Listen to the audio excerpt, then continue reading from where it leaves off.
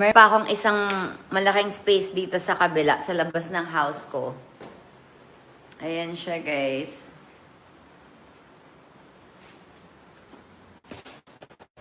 Ayan. Ayan siya.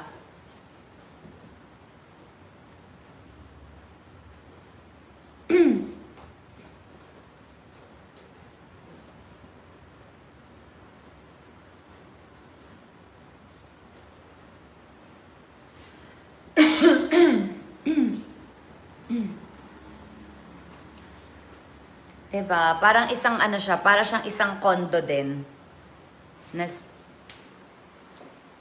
So, pati itong bathroom, pinabasag ko. Kasi, kung maganda tong labas, syempre kailangan maganda din ang ating bathroom, diba? Yan. Pinabasag natin, guys. So, alam nyo na mga members, ha? Kung saan napupunta yung pera nyo. Nagpapagawa tayo dito, guys.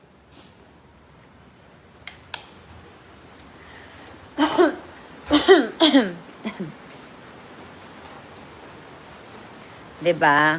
Kasama kayo sa paggawa dyan, guys. Alam niyo na. Hi, Rex.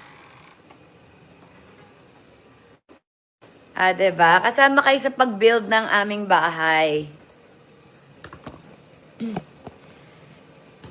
'Di ba? Kasi ako, gusto ko talaga na kaya talaga meron akong gamit dito, may treadmill, tas pilates. Kasi hindi ko nagagamit ngayon. Pero syempre, dahil gagawa na ako ng gym, at para sipagin na ako, magla-live tayo dun. Sige, magte-treadmill ako dun.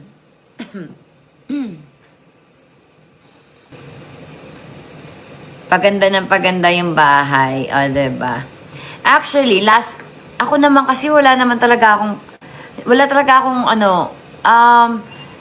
basta may space lang ako, dinedma ko na dinedma ko na yung bahay. Tapos, di ba ginawa ko nga ang aviary yung bahay ko? Pero last year, sinabi ko na gusto ko nang ayusin yung bahay. Last year. Sabi ko, this year, aayusin ko na. Tapos, kukuha na din ako ng solar.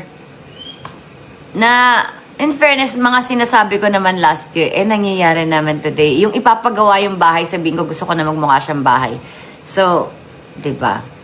With the help of Mr. B.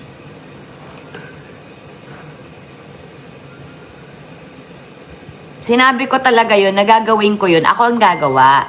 Pati yung sa solar, ako din yung, bibili talaga ako, as in, mag-iipon talaga ako for solar, sabi ko. Tapos, di ba, nakapag-solar na tayo. Yun nga lang, wala pa tayong battery. So, itry natin this month kung kumusta.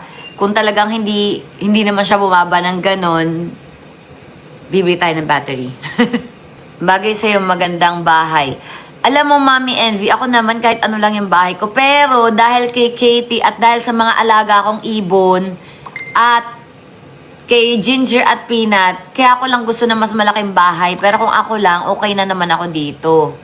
Pero dahil sa kanila, parang, like, di ba, gusto ko mas may space sana sila Ginger at Peanut. Kasi kung dito naman sa loob ng bahay, ayoko naman mag-amoy aso, ganun. Gusto ko may space. Pati din yung mga birds. Gusto ko malaya silang nakakalipad. Pero kasama ko pa din. So, gusto ko ng aviary, ganyan. Kung di lang naman dahil sa kanila, ako okay lang naman ako dito. Dahil sa mga alaga ko, hindi na talaga ako pwede dito.